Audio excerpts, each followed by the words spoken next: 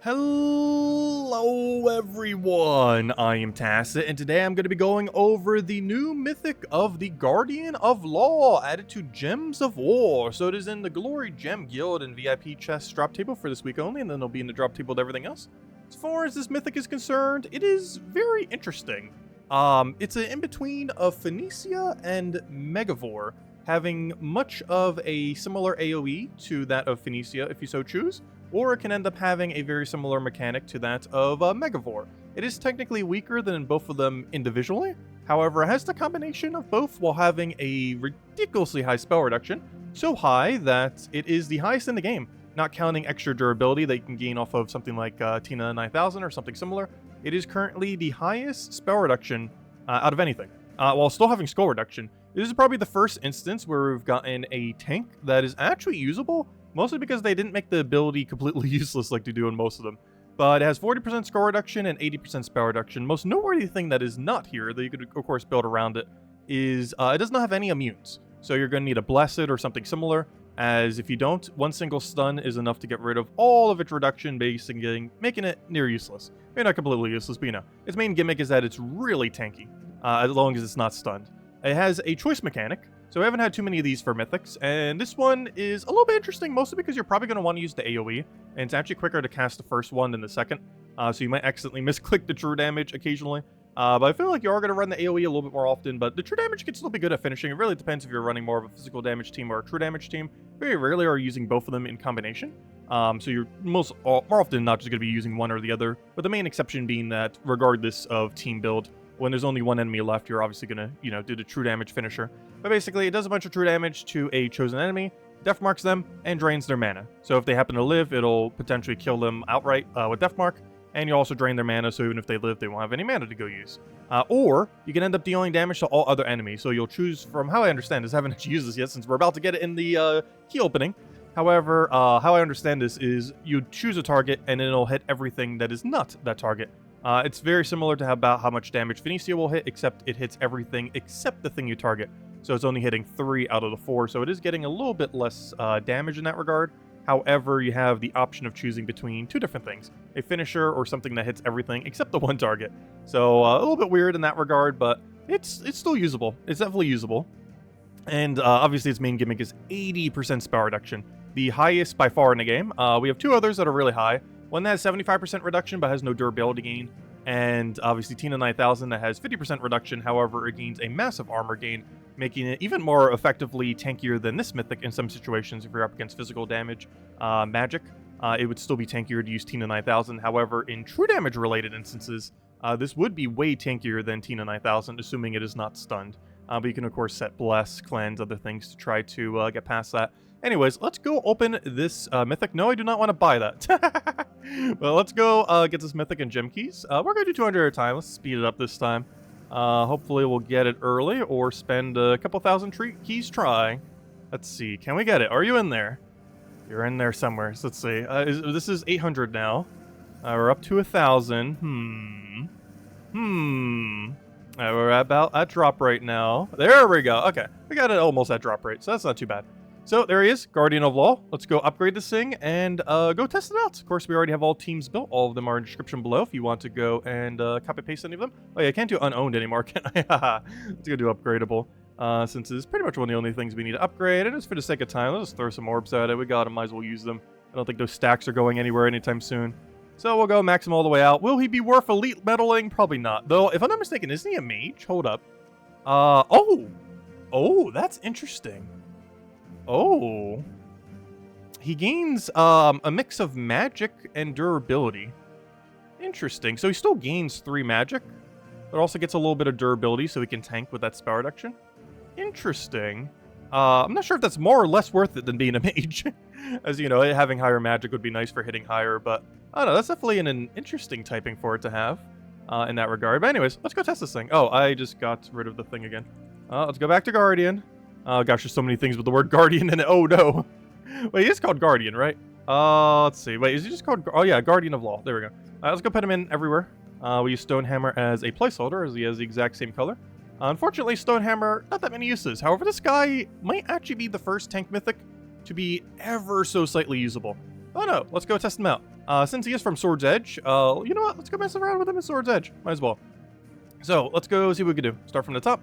And we're going to start with the 4x Knight team. That is not just a 4x Knight team, it is also a 4x Sword's Edge team. Pretty noteworthy thing about this is we gain 1.5 billion armor. Specifically, what is that? 63. 63 armor and 6 HP for 69 total, nice. And 15 attack. So that's pretty bulky. Unfortunately, no magic. Not a single bit of magic in all of that. But very, very bulky. 69 armor, 6 HP for 75 total additional durability. And we can see that on these troops. Every single one of their armor values is actually higher than their HP. Unfortunately, Knights don't really have armor boost ratio. The closest thing we have is Knight Hero class. Does 20% of its armor as skull damage. So I guess we're slightly utilizing our armor. But beyond that, we are not using that value whatsoever other than for tanking. And yeah, he definitely does tank. That is for sure. If you can consider it in a sense, it's almost like Tina 9000 casting once, getting like that big armor boost, except you start with it. It's not as much, but it's a pretty similar number as far as how much armor you would end up getting here. It's kind of the inverse. This kingdom is basically the inverse of... oh gosh, why can I not remember the name of the kingdom all the way in top right? That one giant kingdom. Not Stone Song area. Wow, why can I not remember the name of that kingdom? But the one all the way in top right is basically the HP version of Sword's Edge. But this one just gains a ton of armor instead. Which is surely not as good as HP, but as long as you have things that can sum up boost ratio off of it, it kind of works. Anyways, let's go and cast his ability. So we're going to be doing this. So its true damage is pretty similar to what you would get from Megavore, and its physical damage is pretty similar to what you would get from Phoenicia, with the exception that it misses one target, but it has the benefit of not requiring Storm. As you can see right now, there's no Storm active right now, yet we could still like full AoE. So if we do this right here, we will hit the other 3, just not our target. We kind of have this to kind of offset that, where we have another AoE, but it does actually hit all targets, assuming we hit the first slot. So we're kind of just going to be shuffling between those two abilities, getting our mana up. Mostly just using the Sword's Edge weapon, which I think this is a Knight one. No, this is a Sword's Edge one, because it had better mana accumulation. So we're basically just doing that to try to get our mana up, cycle it back, cast everything out, and that's pretty much the game plan. The team is meant, obviously, to be pretty bulky. And we do have some that will end up utilizing some cleanses. Like if this team starts getting stunned, we're in a pretty bad position. Also, you know what? I should have left them alive. I just realized the problem with what I just did. Because now I was thinking like, oh, we could just target that and hit all 3. But no, now if I target that, we're going to only hit 2. So I should have kept them alive through AoE on that, then killed them with the thing. Oh, that is so weird how you have to play that. But, I don't know, it's interesting, to say the least. How viable it is questionable. So right now, I would not want to cast this. If I cast this, that'll be dead, and then we can't get our AoE properly. So we'd want to go hit this, deal damage to all enemies, all other enemies, right there. And then we go for this, and then they all die. If you do it the other way around, we'll have the situation like we just had, where we will miss one target with damage, which is very awkward to use. It's like that one mythic we got a couple months ago, earlier this year, that only hits 3 for a pretty good boost ratio, but it was kind of awkward because all it did to the other was like Death Market. And this one's kind of in that situation. We will be using its true damage a little bit more, just not in this particular team. However, this is the team. So right here, we're going and trying to fix the cleanse issue. We're actually doing max spell reduction. So we're doing Spirit Walker, which has the high spell reduction of any hero class, having 20% off of trait and 25% off of spell, which is about, off of, you know, both the traits, which comes out to about 37% effective spell reduction rate. It's at least a third. You're normally just a third, whatever the number is, and it's about that. So we have that. We have Cleanse to make sure if we get stunned, we can get unstunned. Well, unless we get really stunned, in which case that will get stunned. But otherwise, if only one thing gets stunned, we can get everything out and be cleansed. We've Guardian of Law, of course, doing its thing. And, of course, how could we not use Tina 9000? And, of course, triple true damage. We're running true damage off of Beatrix, which also is doing our cleanse. We have true damage off of Guardian of Law, which we'll be utilizing way more this battle. And we have true damage off of Tina 9000. So if it happens to not clean up a kill, we will easily be within range with his ability. And that's pretty much the game plan. And we're using wands to mostly bless us, so we don't have to worry about it. And Beatrix initially before we get blessed, so we have cleanse, while also being a true damager, while also being a mana accumulator. And that's pretty much the game plan here. So we want to go and get our mana accumulators up. That will give us bless, that will give us cleanse, we'll get all of our mana. And we just go from there. Hopefully we'll get a green from Sky. Did not get it, but we have wand. We throw this for bless and a billion mana, so even if they had stun, we'd be unstunnable right now. Well, until they do an action anyways. We, of course, have Beatrix to try to land extra turn, get our mana, which feeds back into him. Once we get that, we can just cast him as normal. And this time around, we're going to utilize his true damage. So if anything's starting to get close to max mana, or we just feel like killing them, like let's say, for example, we do not want you to summon, so we're going to do that. And obviously we didn't get the kill, but Deathmark can potentially clean it up. And what can also clean it up is our billion other true damagers. We have a little bit of split damage to end up cleaning. We have Tina 9000 that can clean. And it's pretty much the whole game plan. We just re-bless everything to make sure they don't get stunned, maintain that ridiculously high spell reduction. Though I don't think we're really going to see an instance where they really get to attack. But if they did, we would be reducing it quite heavily. And then we just do that, throw down a Tina, and if something somehow lives, we could just kill it out with the other thing. And actually just no chance. The minimum still enough damage there. And we got to use a little bit of everything. And while we didn't really get to utilize the spell reduction much, everything on the team had ridiculously high spell reduction with the exception of Beatrix, which was more so there for mana accumulation, to true damage, cleanup, and of course the cleanse. Anyways, the final team that we have here is the Low Rarity team, and I am counting Truffle's Low Rarity. It's an Underworld legend, and Underworld legends are honestly more common than epics, so I generally consider them as Low Rarity. So we're using Guardian of Law, which of course is not Low Rarity, but it's a Guardian of Law team. And we're using him purely as a tank. First slot, we're using that score reduction for the first time here. Normally, later in the game, you might want to, use Hero there with Barrier and Brown or something similar, or anything else to tank. But we're actually tanking with Guardian of Law this time as well. Has 80% spell reduction, and even though its score reduction is not nearly as high, it still has score reduction. So that's pretty nice. We're using Truffle for mana accumulation and to poke some damage. Obviously, this time around, we're going more down the AoE route again, though we can still true damage poke if something's a threat. We're actually using Moon Rabbit as our bless here, instead of using Wands, as it's a little bit easier to obtain. Ends up blessing the first ally, which of course is our most useful one, the Guardian of Law, to keep it alive. It also gives a little bit of HP so we don't die. And if things start to go south, we have Sir Quentin Hadley here. He's mostly just for resummon. You could use a different option, but we're just going and using him as a backup plan in case things start dying a ton. We will just be able to go get ourselves a brand new team. So right off the bat, we have a really good starting board. Though I say that, we actually don't have alignment on the rabbit, but we do have, there's a 5 times it's sitting there, so I guess it works out. Still don't have alignment. We can go for that. That's not extra turn. I kind of want to be honest. It's actually some pretty good value still. So we'll go for that. We cascade the thing from Sky. Thank you, Red Storm from enemy team. I think it's from enemy team, right? We don't have anything that's doing it. Alright, so how are we going to go about this? We probably should, yeah, I think we'll just physical damage them down.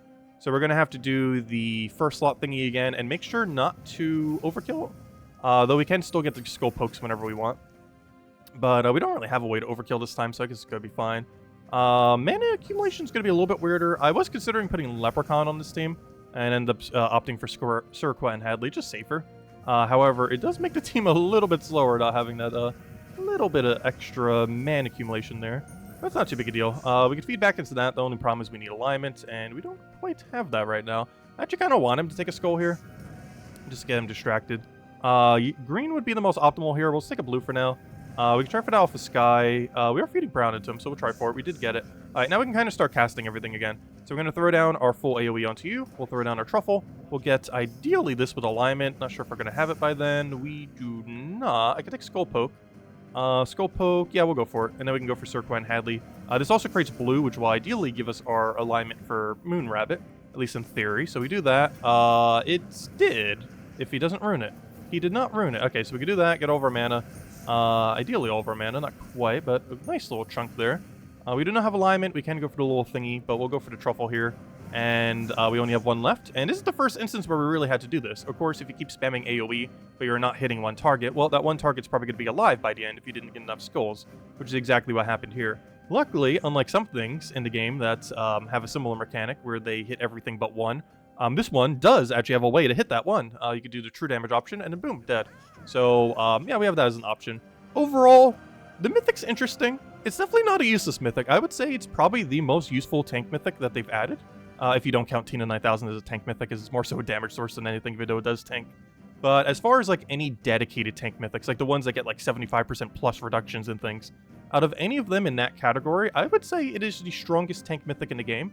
Only slightly above like something like Stonehammer, because he had like a stun burn, so it has like some triple damage burning synergies here and there, even though you normally just use Olgoth. But overall, I would say it is the most useful tank Mythic we've ever gotten in the game. That doesn't mean it's particularly useful. It's still very situational, and compared to Megavore or Phoenicia, which is probably most similar to, or even Tina 9000 if you want to consider it that way, compared to those three, it's almost never going to get used. Those three Mythics are going to be used substantially more than this thing ever will. Main reason being, it's from a really clunky kingdom. Sword's Edge does not have much going for it. using a pure team from it basically just gives you armor. As you saw, it was like, what, 75 durability, 69 armor, with the other 9 going into, or other 6 going into HP. It was, it doesn't gain that much for stats. The hero class is one of the worst in the game, the Knight hero class. However, there is one thing that will make this Mythic go from being like kind of average, slightly above average, to really good. And that is, we're actually getting a new troop. Actually, do I have the thingy open for it? I actually do. That's very convenient. So if we go bring this up, yeah, you guys can see this in this layout. So if we bring this up, one thing that we actually have in the spoiler thread over here, if I could remember where it is. Oh no, what should I type in? Probably Journey? This one right here. So if we go right over here, Sir Alien. This guy is coming on September 25th, so in 23 days. So this guy deals damage to an enemy, and then creates 3 blue gems, boosted by Knight allies, and then summons a crystal. That's irrelevant. But the main thing is that he's the Mega Mana Accumulator, one of those infinite loop ones, with a 4x Knight team, and it creates blue. And what does this Mythic use? Blue. So you'll be able to create 15, technically 16, because this is guaranteed going to be shiny. Actually, it literally says it right there. It gets 1 extra gem spawn. So you'll be able to get 16 blues per thing, kind of like how we were able to do with the dragon. But, yeah, we'll be able to get 16 blues per cast, at least 15, even if you don't have it upgraded at all. So that's going to be really good. It's going to be technically 11 mana cost instead of 12 if you just get the basic shininess from the Journey event during that week. And that's only a couple weeks from now. And this will substantially increase the viability of this current Mythic. And it's definitely worth mentioning. The biggest issue with it is it's not from Sword's Edge. It is from Silverglade, which is kind of weird. I guess because it summons the egg thingy.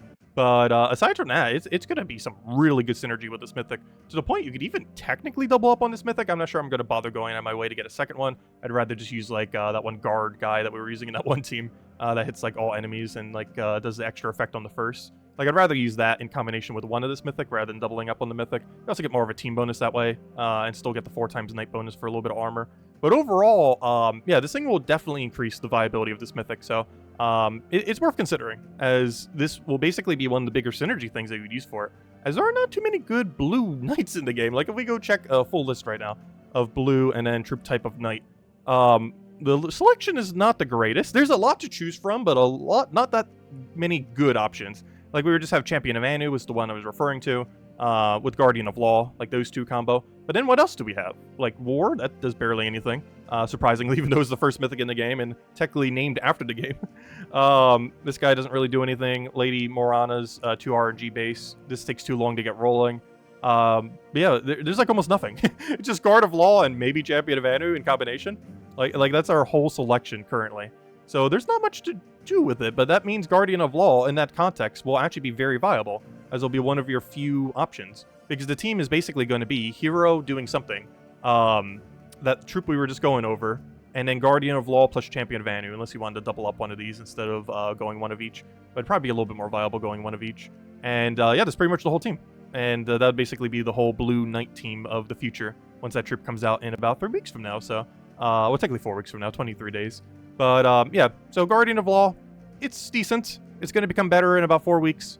And beyond that, it's definitely not going to be as good as like some of the other colors. Like, obviously Red Dragon is way stronger than what Blue Knight's going to be. And many of the other categories are already better. Chalcedony's better, the Elf one is better, the War Gear one is better. Like, it's going to be the weakest category probably of all 6 of these color infinite loops. But it will use Guardian of Law, so if you are going to go down that route, it might be really useful that week, because we'll probably have a Knight restriction, maybe even a Blue Knight restriction. And, you know, it's okay. It's definitely an above-average Mythic that will become better in the future. It's definitely not a must-have Mythic. It's pretty middle ground, but it does have its usage. It'll be used with that Blue Knight thing in the future. It'll be used in Infinite Blue teams. It'll be used with the Anu as well for the double poke, full AoE. Well, technically, mostly full AoE with the other one. But I don't know. It's okay. I would definitely get it for future purposes, but it's definitely not a must-have. It's in the slightly, like, middle-upper priority list, but it is definitely semi-skippable, as most of Sword's Edge, including this troop, just not anything that special. It might get used on some event weeks here and there, but beyond that, it doesn't have much of a purpose. Anyways, guys, I'll wrap it down for this Mythic. If you still have any other questions, feel free to leave in the comment section below. You can copy-paste any of the teams as well in the description. And I hope you all have a wonderful, wonderful weekend. Best of luck with the Vault event. We do a Vault event this weekend. And, of course, best of luck if you're going to try for the Mythic. You have until next week's Friday, reset time, so basically until the end of Thursday next week. Catch you guys later. Goodbye, everyone. Thanks for watching.